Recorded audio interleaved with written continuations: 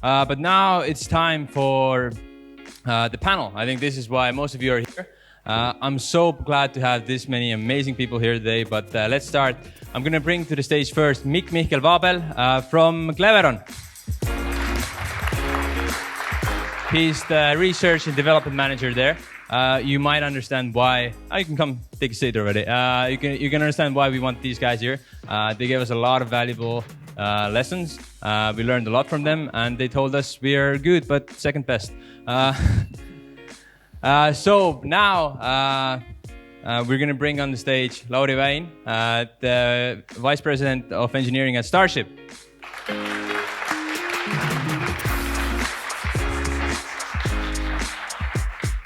These guys are pretty annoying, in a good way. Our amazing headquarters is really close to theirs, and every time we go there, their robots always work. It's a good motivation, but it's every time it just go. Every time I look at it, I feel like it's laughing. You know, it's really cute, but it always works and it drives us nuts. And it's the best source of motivation we have. So we really want to thank you guys for being with us here today. And the third panelist is Kõiva, the CEO of Lumebot. Happens to be the same company we co-founded. So yeah, he's worth an applause as well. Yeah, welcome. Now to steer this panel the correct way and to get me off the stage, let's welcome Lauri, the moderator today. Thank you. Thank you. So welcome everybody to the panel. There's still a few free seats up here in the front if you wanna sit down, if you wanna stand. I'm very happy to be moderating this panel with the leading autonomous robots company in Estonia, which of all places seems to be kind of a hotbed for this innovation, this space. So to start things off, I'd like to ask you, how is your robot different in the use of AI and the autonomous technology from each other? I mean, you're all obviously solving different problems, you know, Cleveron and Starship maybe working a little bit more on the last mile type of thing, and the Lumebot trying to solve a completely different challenge. But how do you apply AI, and how do you differ in your sort of approach to AI, to the technology? I don't know, do you want to start? Yeah, so there are quite a few differences that distinguish us, weight and kind of the context and so on. And maybe context is the one that everything else derives from. So where you operate autonomous technology really dictates what your safety level needs to be. It dictates how you need to approach regulation. It dictates what level of assurances you want, and that is kind of the basis for everything. And we, from the very beginning, chose to not be on streets because that's a tricky environment in regulatory terms. We also chose to be on sidewalks specifically because it's an area where we can develop lighter devices that are inherently safe, though there's a super high focus on active safety as well. And we have a whole team that deals with autonomous driving stack, and that team is really focused on kind of how you interact with people all around you, how you interact with bicycles, how you interact with everything that's in the pedestrian domain. And that's something where you have to have kind of social rules and so on.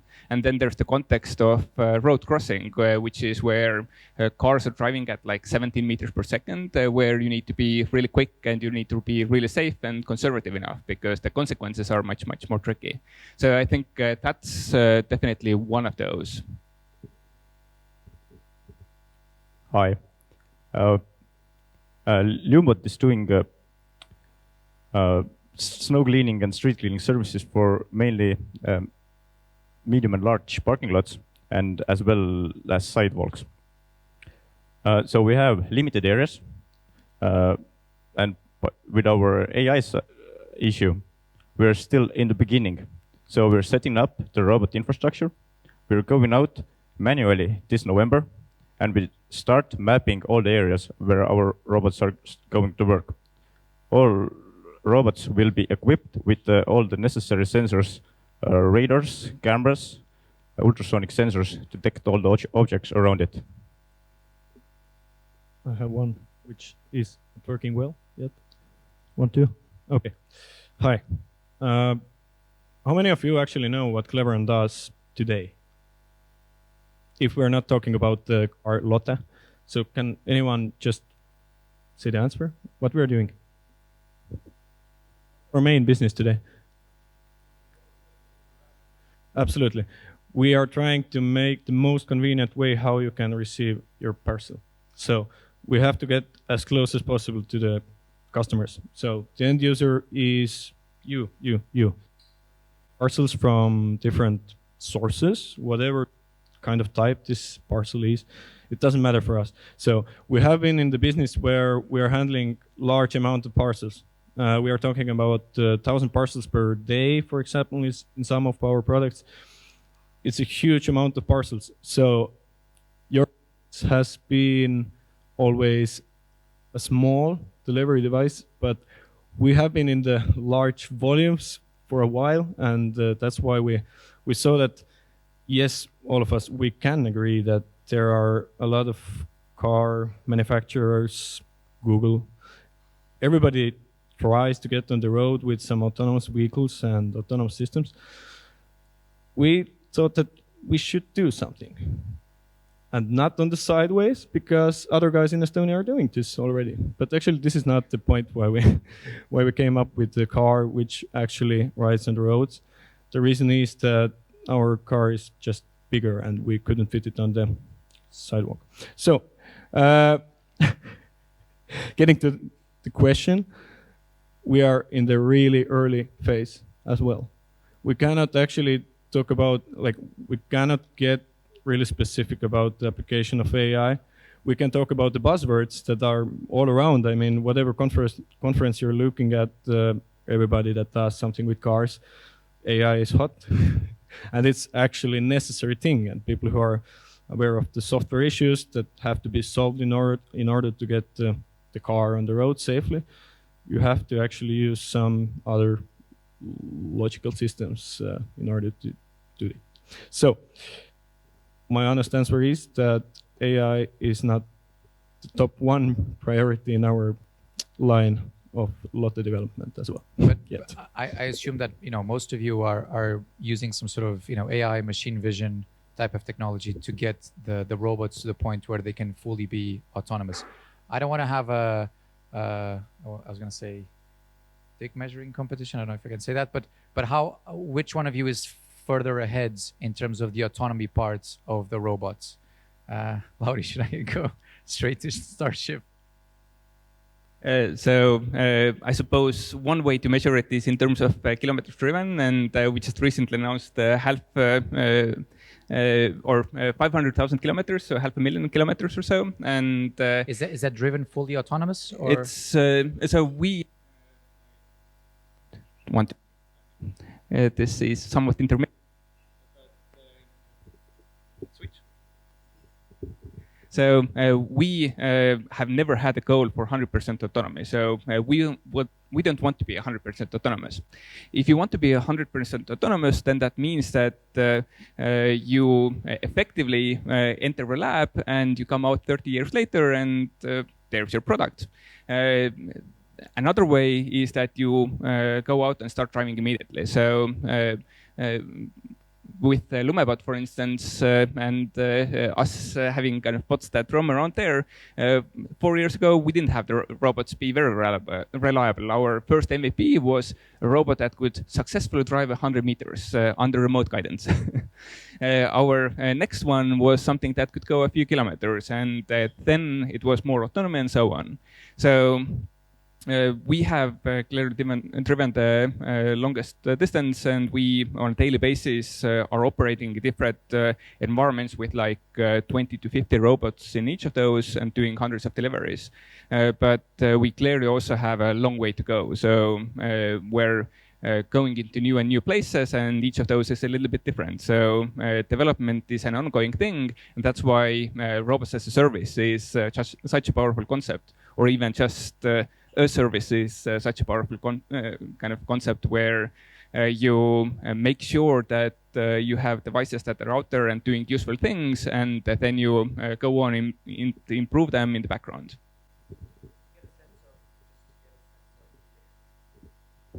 Again, just to get a sense of the audience we have here, how many of you guys are working in I don't know, AI, machine vision, machine learning, data science? Can you raise your hands?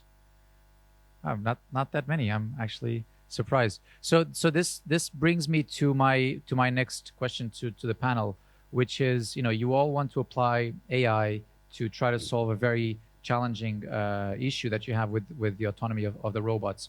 You're working in a country that is very limited in terms of the talent pool that it has. And I don't think you're either just competing with each other. You're competing with the likes of Bolt, of I don't know, Pipedrive, TransferWise, all of these companies that are trying to get all of this the same know-how to work there. How does it feel like to be hiring at this point in this field? And what are some of the strategies that you have to kind of try to fight that? Maybe we can start with Cleveron. Yes, it's the biggest challenge for us in every development that we have currently. Yes, Lotte, our courier robot, is the one that has a lot to do with AI, but let's talk about engineers in Estonia, software engineers. This is difficult. And currently Cleveron will be opening our Cleveron Academy this year, where we are going to teach a really new thing in Estonia, that is robotic software engineer studies. And actually our only goal is to get more of these people from Estonia. So we just have to make this exciting. We have to... Nowadays you can actually Google everything. It doesn't matter if you know about it or you don't. You will know about it after some minutes or some hours or some days of Googling. A lot of it is available. So actually we have to make people curious about this topic at all. So as far as I know, there are no specific programs in our universities nowadays in Estonia who actually teach people like we need. Maybe Starship the most.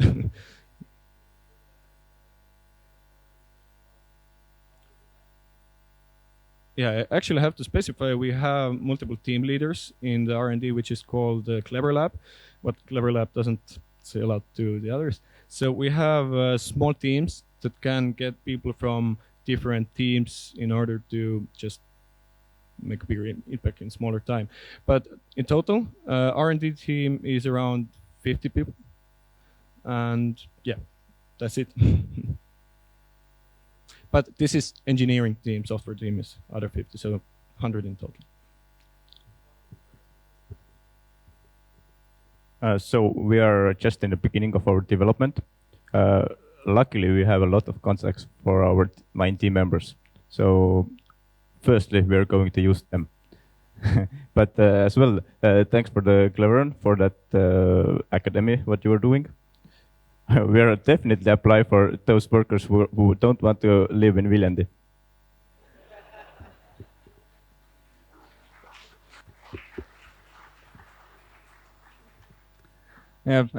Hiring is hard, and I don't think it's necessarily a kind of AI or machine learning related. So in my former life at Skype, we were building out teams in Prague and in Silicon Valley and so on. And finding really good talent is always difficult. So some of the places where we find the best people is kind of have them self-select into the interest pool and actually participate in robotics competitions or participate in challenges of different kinds and so on.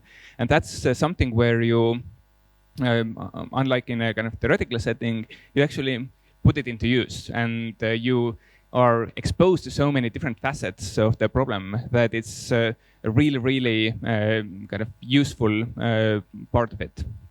But yeah, overall, I can't say that it's a lot more difficult to hire here or anything like that. It's just that the bar is a lot higher. So if you're doing robotics, then you need to deal with all sorts of things, like you fire up a GPS and you hope it gives you a response, and it doesn't. It reflects the signal from somewhere. You fire up a radar and it sees that there's an object constantly coming at you at 5 kilometers an hour, which also happens to be the cool down fan speed of your main compute board. And you have all sorts of odd things happening, and you want people who can crunch through it really quickly, because you have mechanics, you have electronics, you have kind of sensor fusion and computer vision, and you have how you orchestrate it. So it's a tough problem, and it's really good to have people who have seen different aspects of that before.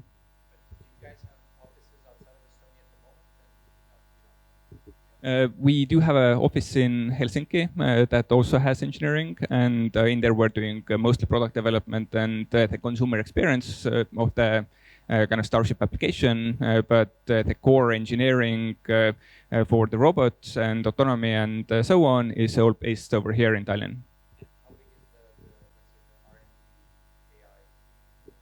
Yeah, for us, the entire technical team set is about 100 people, and the autonomous driving team, which has 5 different sub-teams, it's about 25 people.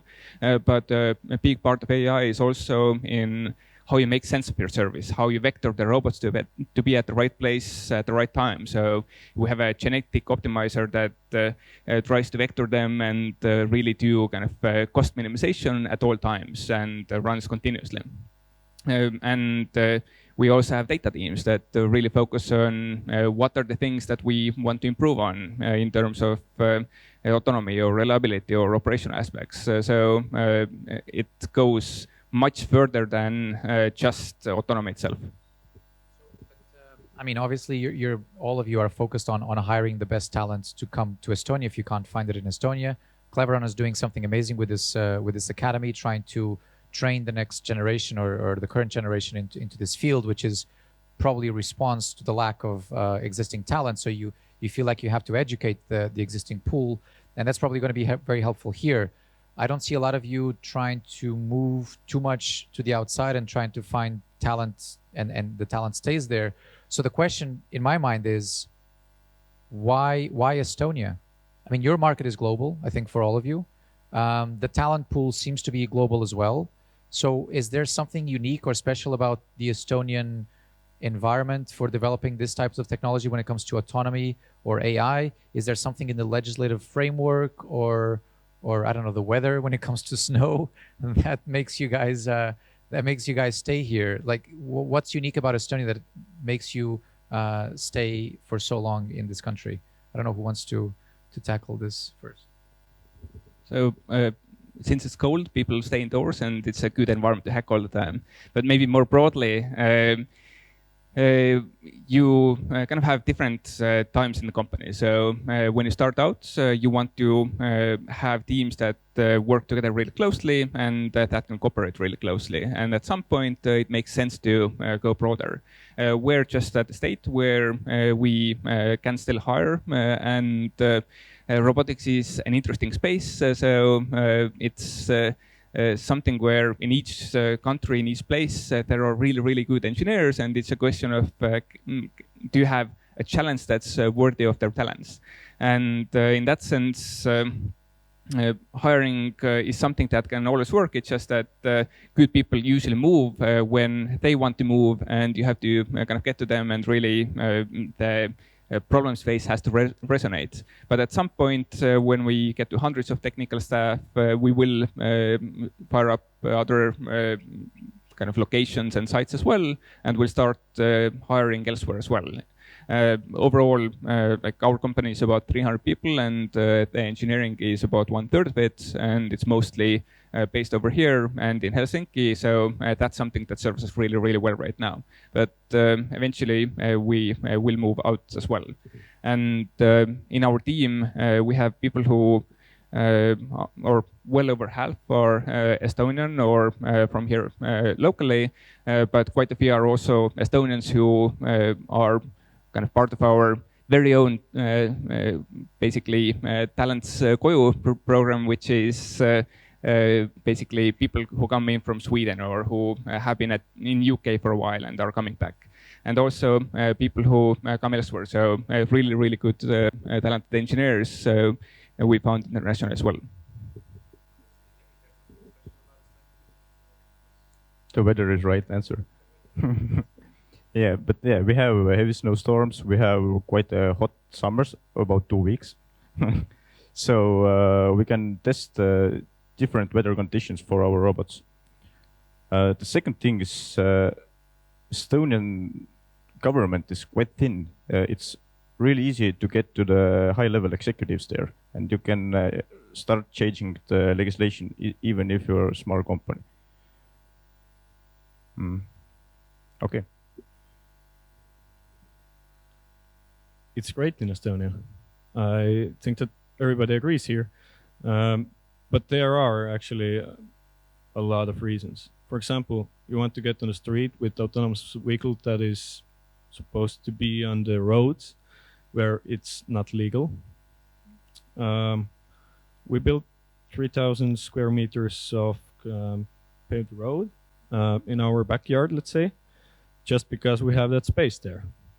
We can run our tests there, totally hidden. No one will know about it.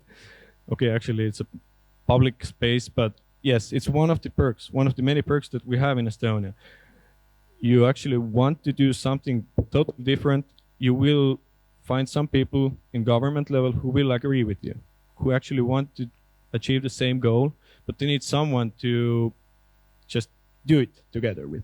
So with autonomous cars and all this legislation, it's actually in progress in Estonia. It's called KRET.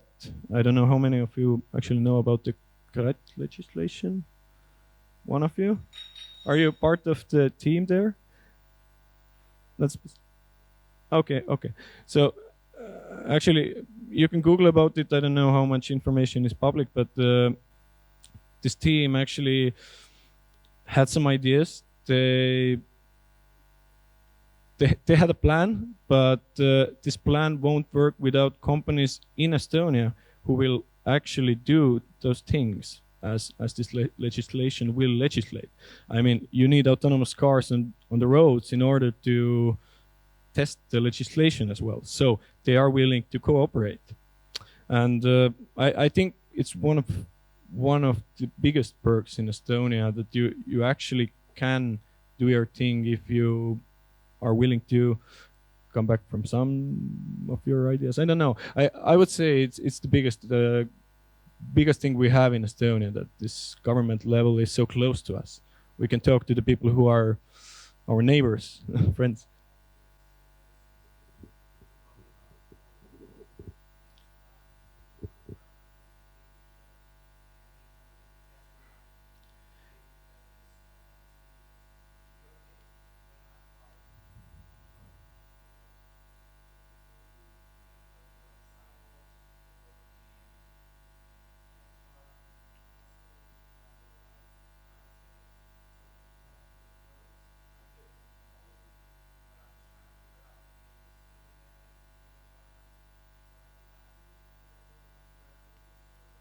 I would say yes.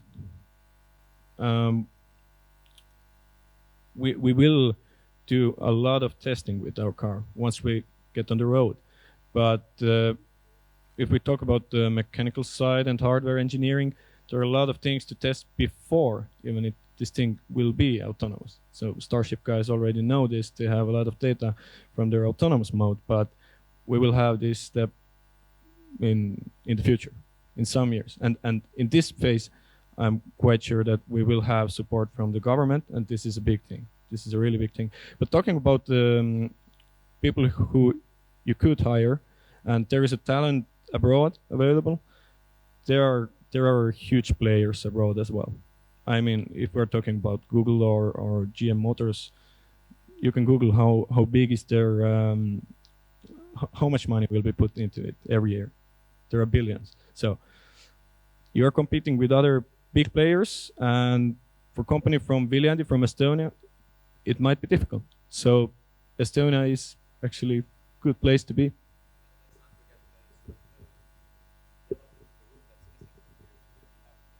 Starship, Cleveron, Amazon is a major player when it comes to the last mile because it's within their field of operations. Is that a threat or just a validation of the market? Maybe one thing quickly on the previous one. So we, since we drive on sidewalks, then we had to go through the kind of process of legislative change as well. So typically anything that has a motor or engine isn't allowed on sidewalks, only pedestrians are. And we actually got the first law passed over here in Estonia that legislated how you have lightweight, slow devices on sidewalks. And now we have done it in quite a few different countries and states as well, and we're legal on the markets of roughly 200 million people or so. And having Estonia, which has a fairly lean governmental structure and is really innovative, really has helped as a kind of reference case and everything.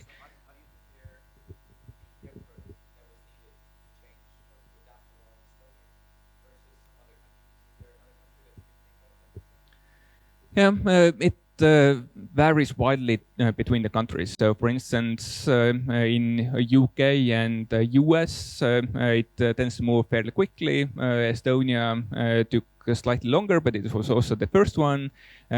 Some Central European countries are probably the ones that want the highest level of upfront assurance.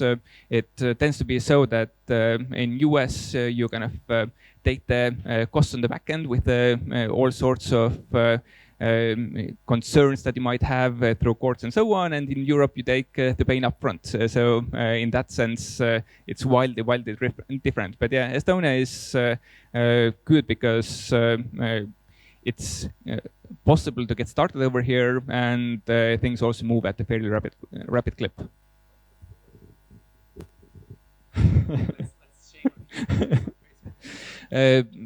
I wouldn't really go into that, but clearly in countries where you have a lot of certification historically and so on, and where we have mature industries that work with heavy equipment, for instance, and that work at really high kinetic energy levels and so on, those tend to be, I don't really, but those are objectively the riskiest, and therefore it's also really mature in terms of how kind of much assurance is necessary. So it's something where you need to explore the different aspects and really show that the world is a lot more diverse in that sense. And my next question has to do with the fact that you know, you're all developing a lot of advanced technology in the field of AI and autonomy. You're not competing just with each other, but you know, there's plenty of players around the world trying to crack this, not just from delivery point of view, but you know, the self-driving and all of the autonomous vehicles. Are there opportunities currently in this space for startups in Estonia to work with? Is there you know, is there room for more startups applying this technology in terms of autonomy? What are some of the opportunities that you guys are not tackling because you're busy solving your problem within this phase? So what are some of the trends coming up and some unserved niches when it comes to AI and autonomy? In my opinion, the first big thing that's coming is the vehicle-to-everything communication. So there will be a lot of autonomous cars, and there will be cars with drivers and without drivers as well, and a mixture of that. The cars have to detect the pedestrians around the corner. Might be solved by autonomous vehicles or communicating with pedestrians' phones or some sensors on the streets. There's definitely a lot work to do. One thing more. By the way, we are also using a vehicle to infrastructure thingy in Estonia. So we need environmental data for the robots to detect when it starts snowing. So last year they implemented about 900 environmental sensors to the Tallinn city. So we will get in our hands on that data. As I mentioned earlier, there are big players in the whole world. There is a lot of money spent, like in the history, on AI things, and then all this autonomous development. A lot of money has been spent. I mean, it's in like 13 billions or something like that. So, of course, we can do something differently in Estonia, and I think that Estonian startups have maybe different mindset, but we can say that we are successful in Estonia and we are successful internationally. Cleveron has another main products today, but we can see already that Starship's concept has been copied by hundreds. No? So it's actually, I don't know, it's some kind of magic that comes out of Estonia, but I would say that maybe the thing about AI that can come from Estonia is something similar, as you said. There are some smart street lights that will deliver some data from nearby. I mean, if there is a moving object and you can give this data to vehicle that there is something coming towards you. But I don't know if this will be the first step where actually vehicles know about the approaching objects or so on. I think that there will be some easier solution. I mean, there is a bus lane today in Tallinn. Maybe there will be autonomous vehicle lane or something like that. Who knows? Maybe this is the first step, but I'm quite sure that this lane has to have some maybe sensor. Maybe this information has to come from this lane. I don't know what it is. I mean, it's future. It's in 5 years, 10 years. But I would say yes, Estonia has this magical thing here because 3 companies are on the stage talking about AI. In terms of what kind of companies to start, for instance, or challenges that aren't addressed, technology effectively has gotten to a state where robots that used to be living a really sorry existence, so caged up somewhere or in a factory somewhere, they're ready for prime time effectively, and going from structured environments to unstructured environments where anything can happen in the environment. And there are a lot of different challenges. So snow cleaning is one of them. It's also lawn mowing, not only having it take care of your backyard, but also in the city going from place to place. So there are a lot of these kind of verticals. Maybe kind of if anybody is looking for a robotic company to start, then broadly, I guess there are 2 different paths. One is that if there's a gold rush, you go into the picks and shovels business and you develop positioning technology or something that detects cars or anything like that. And that's totally kind of a viable option, and it's something where some companies will become really successful, and that actually lowers the burden for the other robotics companies to really do innovation, because those things are hard, and we're now a company that's 5 years old, and we've had to go through all of those stages. It would have been a lot simpler if we would have had something to rely on more, and now there are more and more options in there. On the other hand, it also is a little bit tricky. So if you develop positioning technology based on computer vision or LiDAR or whatever else, then you have a solution that's looking for kind of a problem, and there aren't that many companies building on top of it yet. So in a way, I think the more productive route right now is actually trying to solve an actual user problem and tackle that as opposed to going for the kind of robotics picks and shovels business. And all of these verticals, like people's everyday problems and things where you could maybe rent out a robot or charge based on doing something useful, there are a lot of opportunities in that space, I think.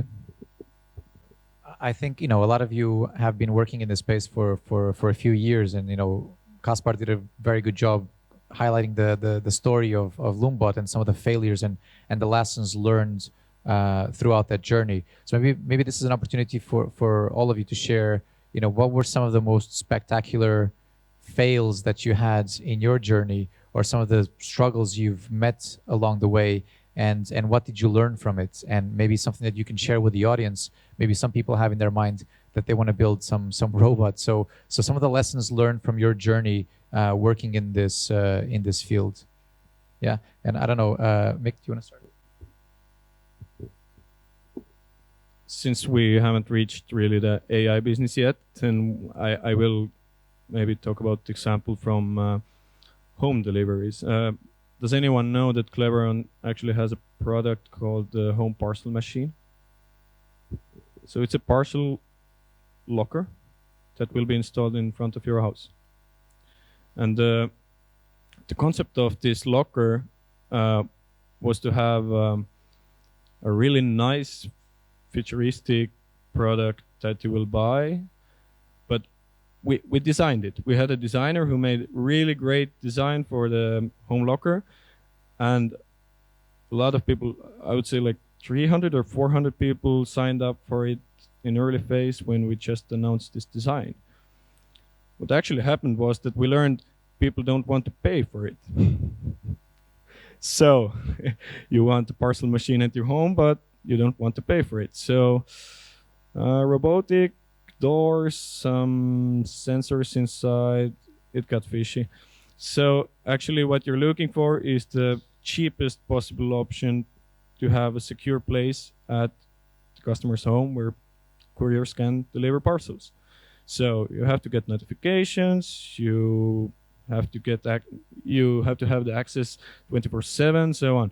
So what we learned was that yes, design is super important, but we started from, let's say, rockets, and then we did a metal box that has a smart lock.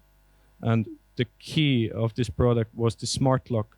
We didn't even think about designing the lock, or we thought that there will be a lot of smart locks out in the market. We will just use one of them.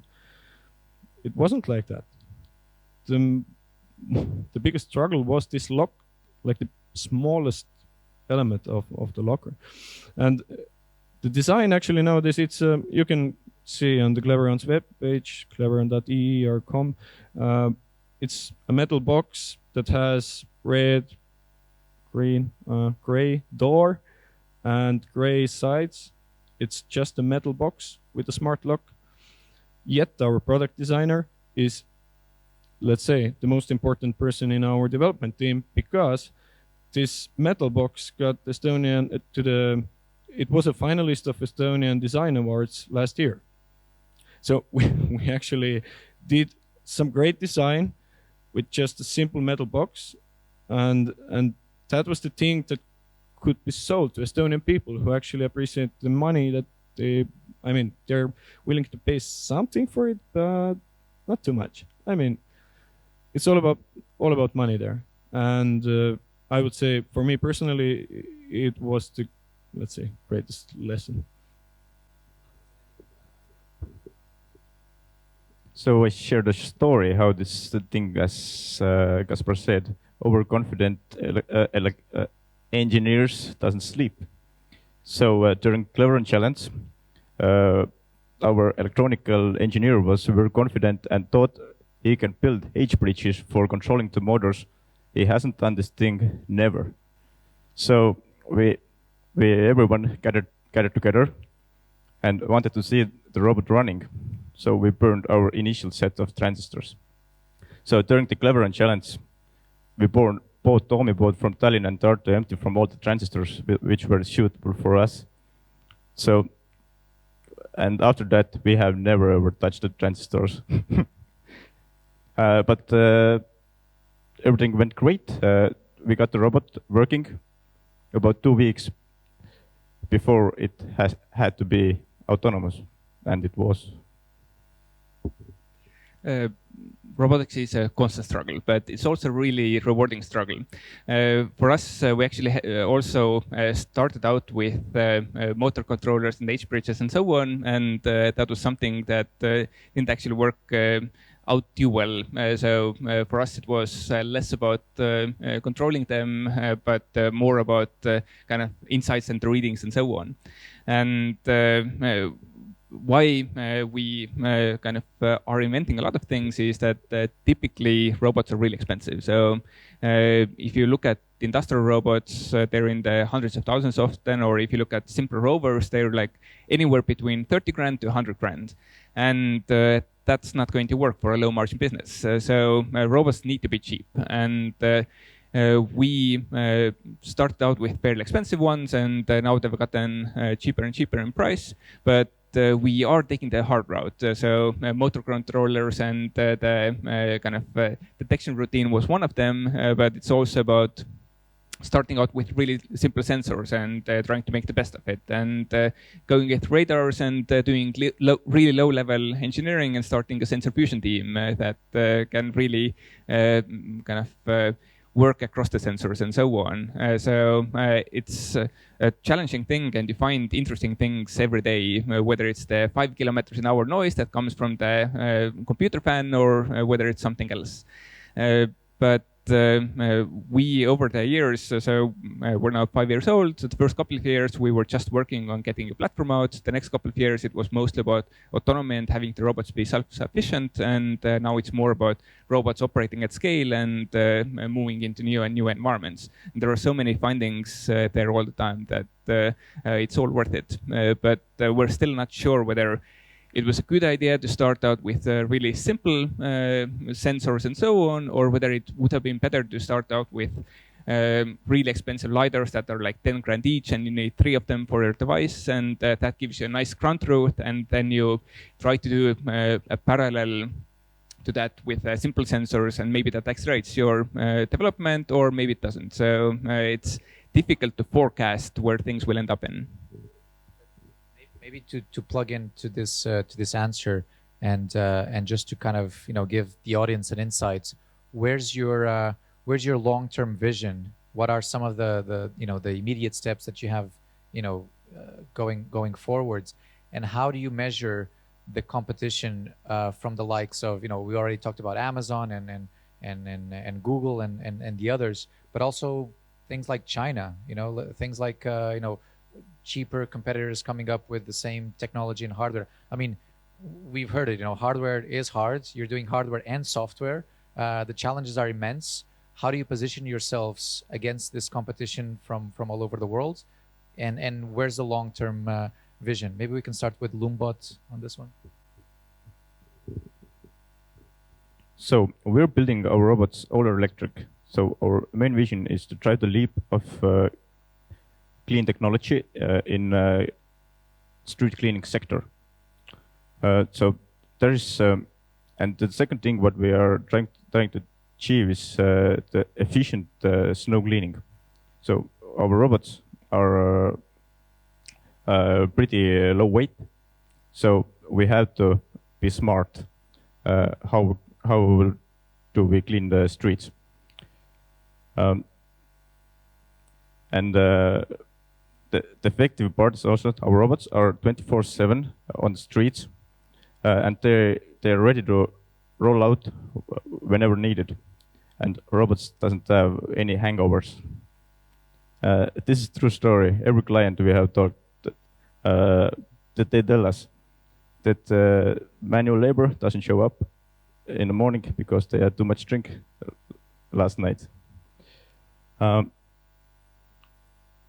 But from the China, I think we're not planning to took our robot to China. This is the plan for now. Cleveron and China has a lot of stories already. Probably some of you know that we have an open court case right now in China because one of our first products called Pack Robot, nowadays 401, it was copied by a Chinese company who got a hold of our drawings from a very first post-expo where we were out. And they are good in copying. Like if we talk about Chinese people and copying skills, it's high level, but they didn't take into account that our product was like in the really early stage. So they copied some wrong holes from the early drawings, and that's how we actually got them. But that's another case. Anyway, I think that rapid development is one of the keys how you compete with Chinese companies, because price-wise, they will be always ahead of us. Let's say market-wise, there is another world. If we talk about Europe and the US, they have all of it inside of their country. They can actually have their own world there. So we don't think that our autonomous solution will be a solution in China. So we are not pushing that direction right now. But I would say that we can do things more rapidly in Estonia, and this is the thing that keeps us going, and then all the speed that we can actually achieve. Even in Viljandi, you did that joke that people who are not willing to live in Viljandi can come to you, but they are willing to live in Viljandi because it's interesting, and speed is one of these things that makes. As I said, the vision is to get your parcels closer to you. So I don't know if the final destination is your bed or your doorstep. I'm not sure. I mean, there are solutions to bring the parcel to your doorstep with Starship today already. Starship requires some moving of the parcel right now. I don't know actually where this world will head with deliveries, but our vision and the strategy is to get closer to you and save your time. Yes, we cut your time when we put up the first parcel machine network called SmartPost. You didn't have to wait long lines. And actually, back then, it was 12 years ago, no one believed that these lockers will be a big thing in Estonia. It's some useless piece of metal. I won't use this. I can get my parcels from post office. Nowadays, people think that why I have to be in the post office, because post office is Omniways cutting down their workforce and there are long lines. I mean, in Viljandi, there is one person working and there are 10 people waiting because everybody has, I mean, most of us have work from 8 to 5. So it's an issue and it hasn't been solved yet. I don't know the future for sure, but we are working towards it.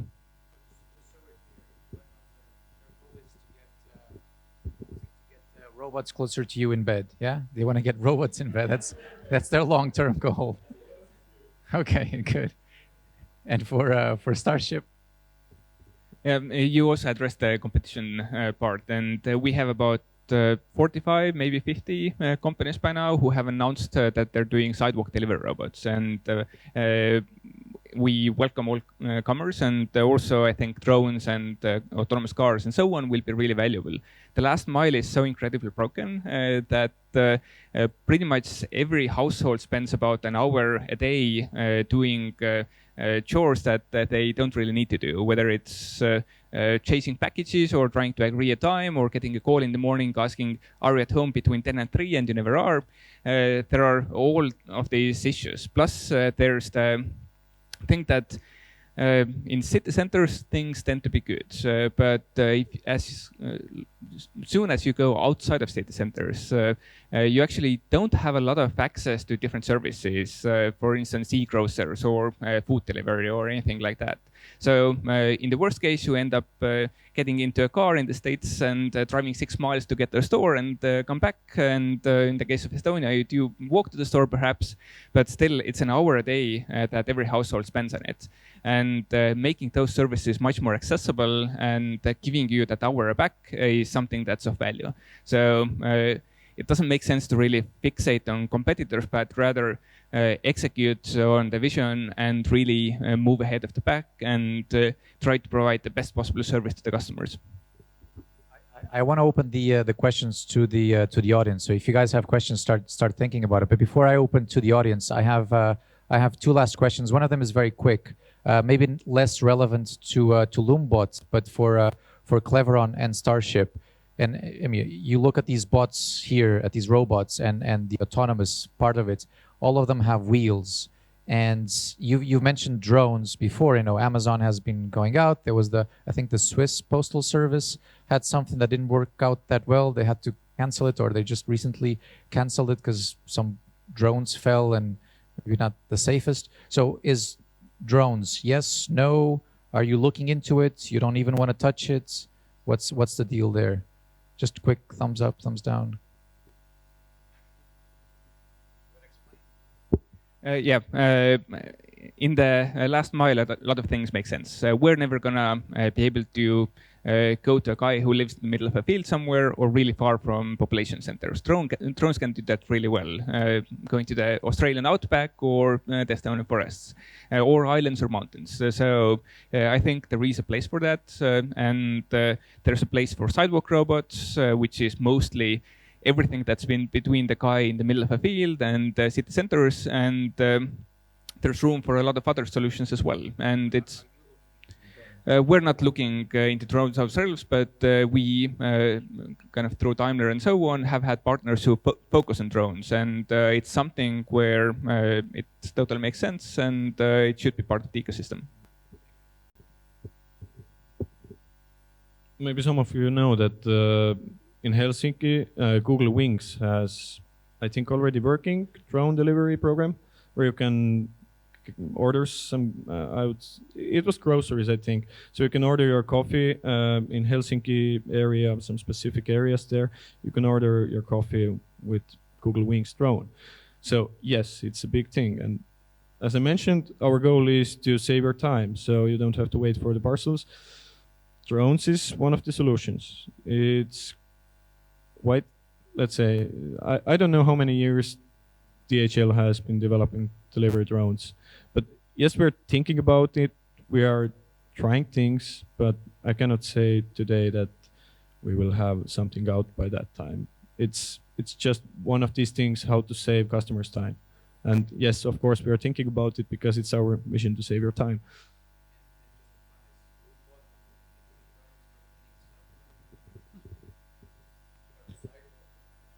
Maybe mowing the lawn. Mowing the lawn. We can turn the helicopter drones upside down, and maybe that's how. And just one last question before we open it to the audience. Can I see just a show of hands who has questions? Anyone with questions? There's a couple of them there, yeah? So just before we go to the audience, you mentioned the issue that when you approach your clients, and you're working mostly with B2B, I assume, then these people have, they say that, the robots, they show up to work not being drunk, and I guess in your case, working most of the time. If they don't work, that's the equivalent of the robot being drunk. But are there any ethical considerations when you're developing your services to the people that are going to be left out from the automation that's going to come from the products that you're developing? Is this part of the discussion that you have in the teams, in your companies, or just laser focused on building what you're building and leave the ethical discussions aside? Any thoughts on the ethical issue?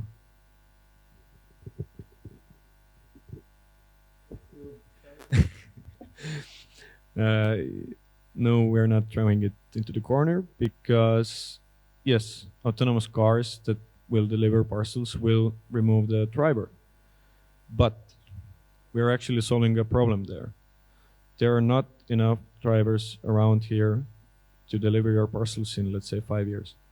The amount of the amount of parcels will grow like really rapidly, and there is already a lack of the couriers in Estonian job market. If you check it, it's already you have a lot of open positions in various courier companies.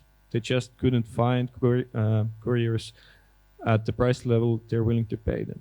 So the salary level is quite low, and probably this is one of the jobs that has to be covered by robots because, as you said in the beginning,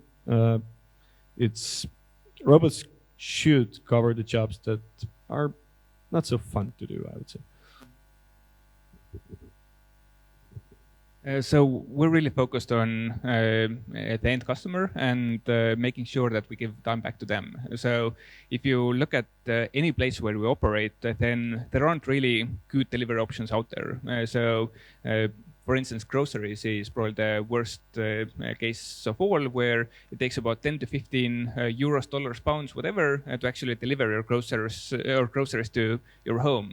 And if that's the worth of your daily basket size, then it's not going to be a daily habit. So it's going to be a weekly. And one of the leading e-grocers in the world in UK, one of their management board members said that youngsters apparently these days, they don't know how to plan. And a lot of it is that you want to actually get impulse purchases and so on. And you don't want to plan out whether you're going to have pasta for Friday or Sunday or whatever. So being able to do your daily shopping and so on is something that's enabled as a new thing, not about displacement or anything like that.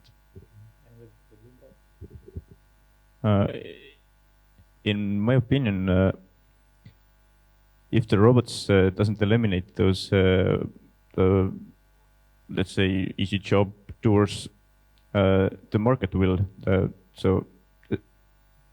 Today, even Estonians don't want to do those easy chores, so they start immigrated, for example, from Ukraine. So why the hell not to use a robot for that?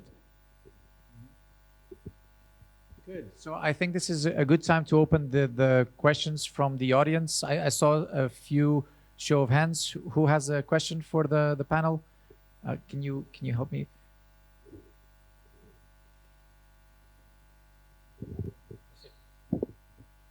Check.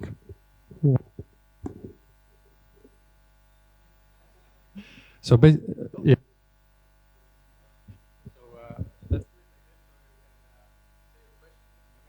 Yes. So just let's just shout the question. I saw a show of hands there. One of you had your hands up. Yeah. You can go. Oh, this is working now. 1, 2. Oh wow, magic. So yeah, you can go.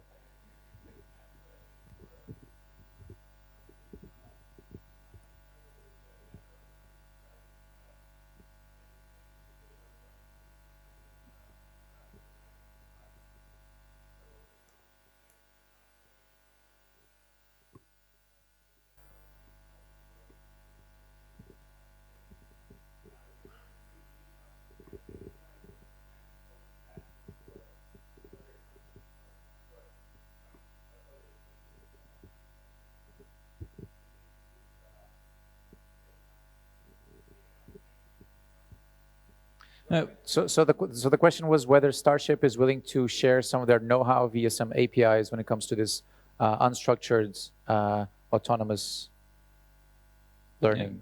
Or autonomous behavior in general. So good question, and it's something where the devil is really in the details. So there are devices of all different kinds, like stationary ones or small or big ones, anything like that. And there isn't a generalizable set necessarily, but there are emerging behavior rules, and we have a PhD from Munich University who actually is figuring out the interaction patterns for that, and we've given a couple of talks and so on.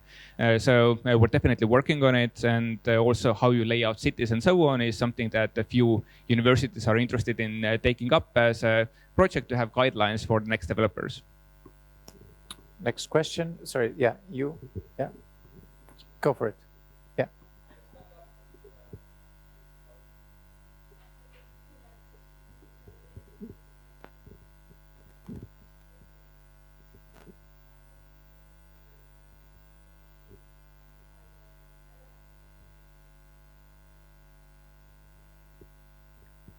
And that's for the whole audience, yeah? Yeah. So how do you protect your IP know-how from your competitors? Patents is one way. We could patent like quite everything. No, we couldn't. You can protect your design. You can protect some logic inside of your machine. But to answer honestly, maybe we have the biggest patent portfolio in Estonia, and you're the second one. Starship should be, or something like that. So we are working on that field. We have a lot of patents, but to be honest, in Chinese case, Chinese court will be always in favor of local people because they're supporting their own, and it's part of the culture. So yes, Chinese patent may help you, and we are now working towards that to have our ideas secured in China as well. But we didn't do that early days. Our patent specialist has been working for like 3 years by now, I think. So before that, we didn't focus on this topic. I don't know what about Starship. So IP protection is tricky, and we are actively working on trademarks, on protected designs, on patents, and also obviously kind of codes and so on, and kind of the security around that. But really, I would say that that's plan J or K or something in that kind of level in the alphabet.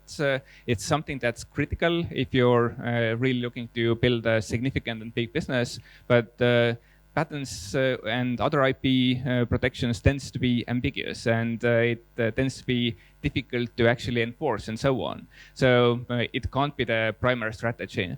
And for us, it's mostly that we have decided to not be a robotics company, but we're a logistics company who builds robots so we can do logistics well. Mm-hmm. And for Lumebot, is there any IP protection strategy in place or not yet? All right, good. And there was a question here, yeah?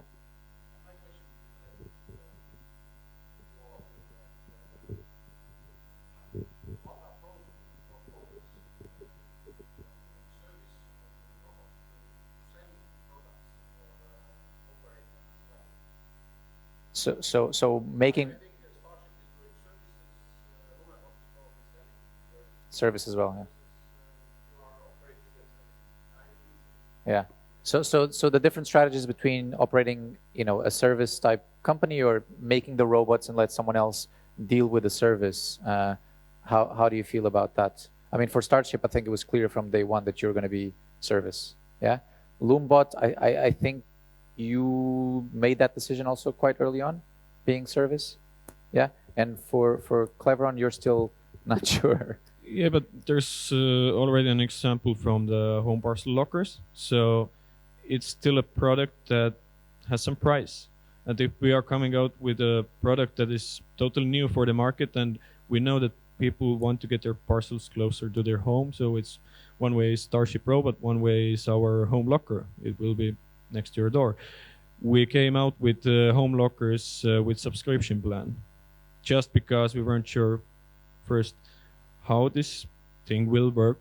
We learned that the lock is a really important part of it, and yes, it's early phase of this development as well. So I would say that in the beginning, service is the best model, but let's say where it gets. I mean, our goal is to make cheaper solution that you can actually afford it, but who knows? Maybe it should be a service. Maybe it should be a service offered by grocery store or some bigger logistics company. But for example, I mean, because I think the question is relevant also in the case of Starship. Starship never thought about selling the robots to a, I don't know, Tesco or whatever, and let them deal with customer relationships, and you support Tesco, but they deal with that. How does your approach work?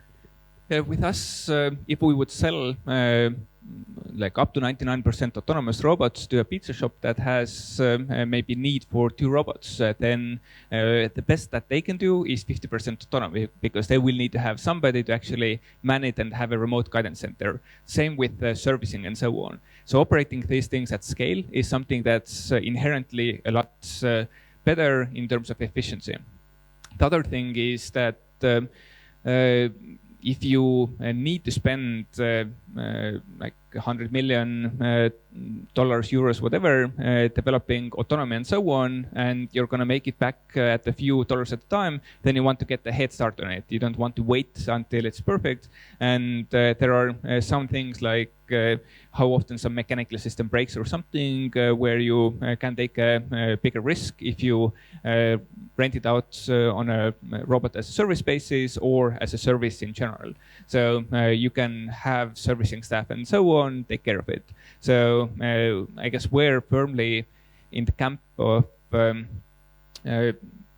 providing it as a service, mostly because you can have quicker time to market with that. And potentially the business in the tail end is also a lot bigger because you have to sell their robots at a quite hefty margin if you want to amortize 100 million in development costs.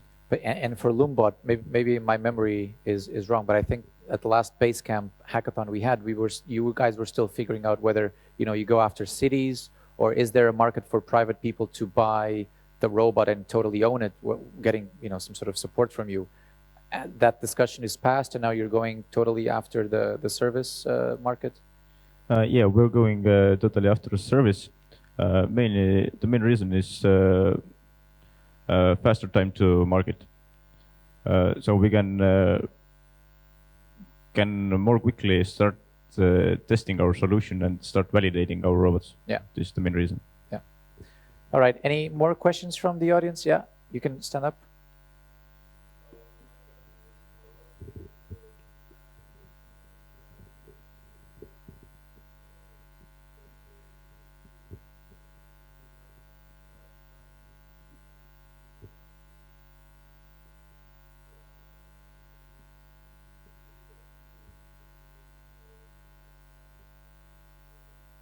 So the question was about public space design and taking into account that a lot of streets and parking lots are not designed for this type of vehicles in mind. I think we touched it briefly when we were talking about this autonomous, lanes potentially.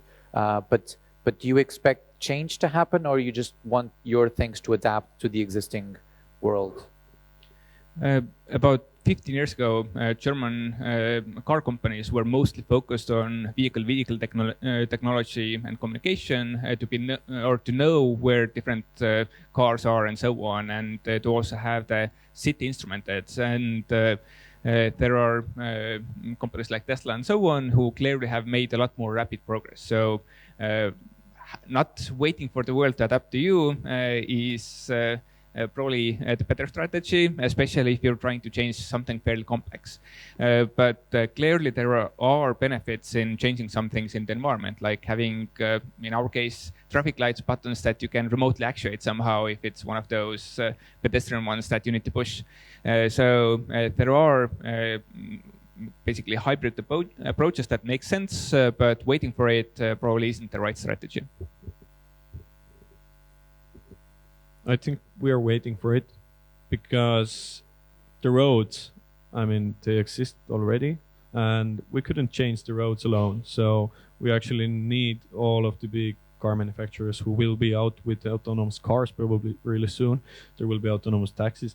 I believe that it will change before we are like 99% ready with our product. So I think we will be waiting. So it's interesting because I think a couple of I don't know how long ago it was, but there was a video of a car hitting a Starship robot when it was crossing the street, and the legislation was that it should have yielded to the Starship robot, right? It should have let the Starship robot pass. I can't remember. So I'm just wondering, when is there going to be a time where there's a Cleveron robot in the main street and the Starship going through the sidewalk, and are they going to hit? And where does the legislation accommodate these two? Yeah. Yeah, and in that case, it's actually a really good showcase because that car is or was like 15, 20 years old, and waiting for it to have a vehicle-to-vehicle module is something that you wait for a long, long time.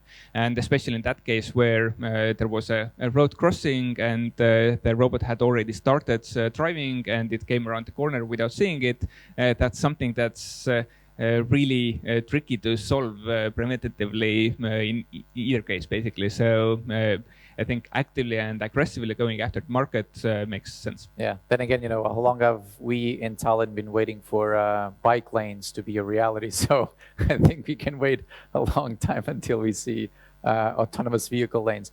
Any more questions from the audience?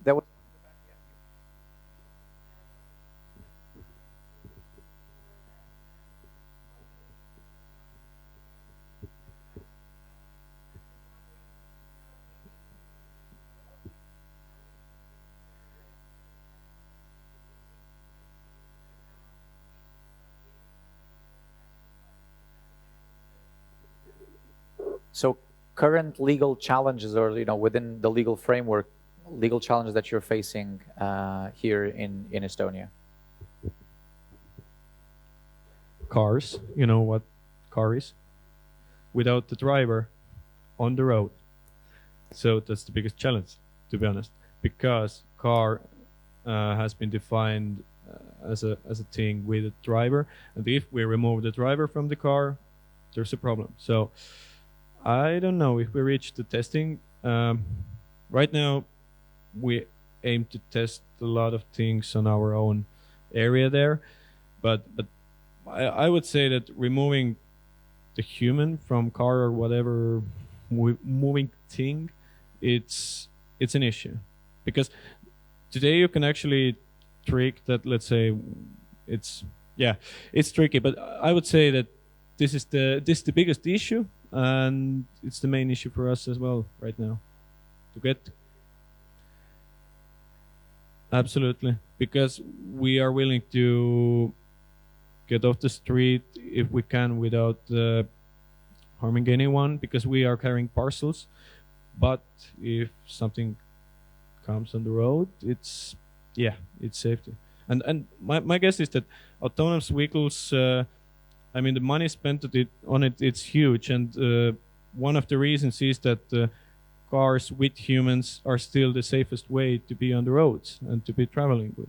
So when we reach the moment where cars are safer without humans inside, then of course you can, legislation will come, but there has to be some breakthrough before, I think. Just, Lauri, before you answer the question, as a follow-up, is the automotive industry, like the car industry, are they supporting you, or are they? So when it comes to the legislative push, is our car? In our case, it's supporting, but supporting, yeah. And in the case of Starship, in a way, we're a different class of devices. The foundational problem is that pretty much every country in the world, except for China, has signed up to the Vienna Convention of Road and Traffic, and that dictates what the car should be at minimum. And among other things, it doesn't actually require a driver, but it does require mirrors. It requires a steering wheel. It requires a lot of things. It requires lights. And then you have the kind of country layer on top of that, which requires often a lot more in terms of what behavior rules are and so on. So changing that for cars does seem to be a little bit tricky, but it's also something where the world is clearly heading that way. So it's just a question of kind of momentum and when it's going to happen, and how uniformly and where first.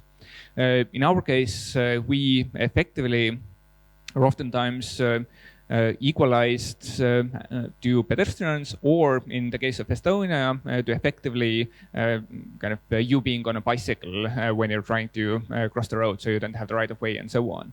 And that's something where we are regulated somewhat more differently, and the kind of changing the laws and so on hasn't been that tricky, because objectively devices that are only tens of kilos light and travel at 6 kilometers an hour, they have about 2,000 or 3,000 times less kinetic energy than a car has at highway speeds. So it's just a radically different class, and not by like, hey, it's 10 times or 100 times safer, but it's like 3,000 times. So that's quite a distinguishing part there. And in terms of liability, that's something that we're looking to always have in place in the different countries and insurance rules and so on. So it just simplifies the entire ecosystem if everybody plays by the same rules, and it makes sense for that to be unambiguously defined. So that's something that hasn't really been a challenge for us per se.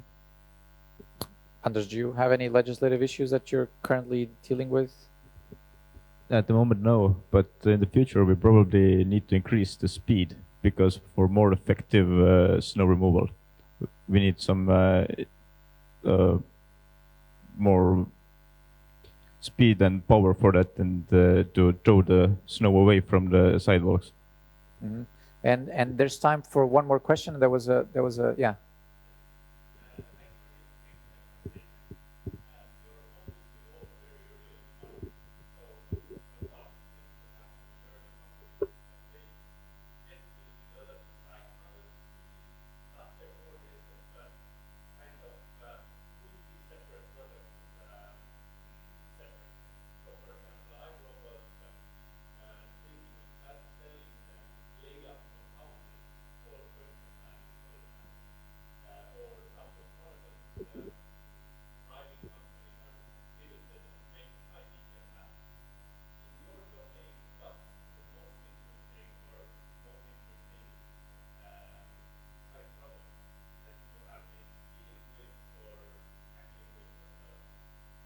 So, and this is a question for all the panelists. Is there any area where you could use your existing knowledge base to build a side product based on what you've learned so far?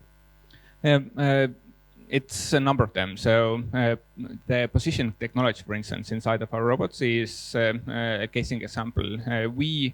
Or with GPS in urban environments, in kind of urban tunnels, or canyons rather, you get maybe 2 to 10 meter accuracy of GPS, or 40 or nothing in the not so nice cases.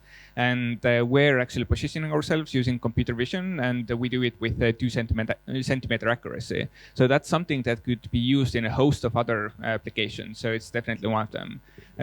Sergei is the lead of our computer vision team, and he has developed a number of systems for detection of people, cars, and so on. And we have the best practical stereo algorithms, for instance, out there in terms of resiliency to all sorts of weather and so on in the environment. And it's really annoying to drive robots because they could have scratched screens, or there could be some wear, or there could be raindrops or snow or whatever. So all of these things that are really kind of more industrialized and actually work robustly at scale are things of value. And there are quite a few other ones, including some blind alleys we've gone down that we've stopped work on. But it's at this complexity level, and having kind of 15 different engineering disciplines in the building, you do tend to have some sidelines or things that could be productized. The question is, should you productize those? So if we would, for instance, provide our localization platform, that would probably mean that we need to quadruple the size of the team, have external facing documentation, APIs, technicians that go on site and help integrate and so on. So it clearly would be a distraction for us. So it makes sense to focus on the core business, but that's not to say that there aren't product or business worthy aspects that are being developed. We're quick, only concentrated for street cleaning services, no side businesses for us. For us, I would say it's too early. It's just too early to see those side ways, because Cleveron was born with the lockers, then we came up with robotic towers. So we saw soon that the tower doesn't cover all the needs of our clients, so we needed bigger robots. We started building robots that can be hidden behind the walls, and after that we saw that B2C market is there, because people actually don't want to go to the post offices still. So like 10 years after the lockers came out, we saw that there is opportunity for home lockers, and soon we validated that it's actual issue, and now it's a product. So I would say this was one of the side ideas, the car itself. So we'll see what comes out. But I mean, you've been a collection of side ideas turning into side ideas turning I would into say made it's products, a journey, like Yeah. solving new issues. Yeah. But with that, we're running out of time. There's still some time for networking and to take a look at the robots that are outside. Cleveron couldn't bring their big ass robot. They have a model here, a miniature. Yeah. But I'm very happy that we had this discussion here with the leading autonomous AI companies building robots in Estonia. I hope that the Lumebot doesn't follow my red shoes and I don't get trampled by the robot. It doesn't do that anymore. But thank you everybody for joining us, and do stick around for some networking and asking some questions and checking out the robots that are outside. And a big round of applause for the panel that we had here today.